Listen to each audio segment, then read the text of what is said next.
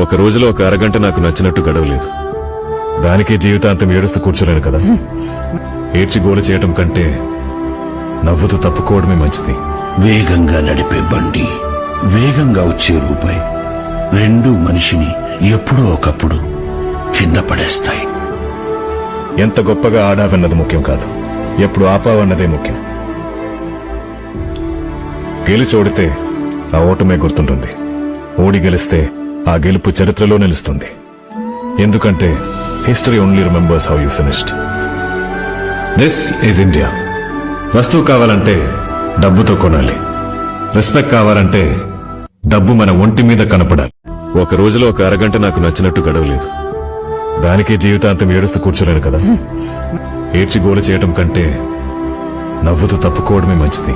వేగంగా నడిపే బండి, వేగంగా వచ్చే రూపాయి రెండు మనిషిని ఎప్పుడో ఒకప్పుడు కింద పడేస్తాయి. ఎంత గొప్పగా ఆడావన్నది ముఖ్యం కాదు, ఎప్పుడు ఆపావన్నదే ముఖ్యం.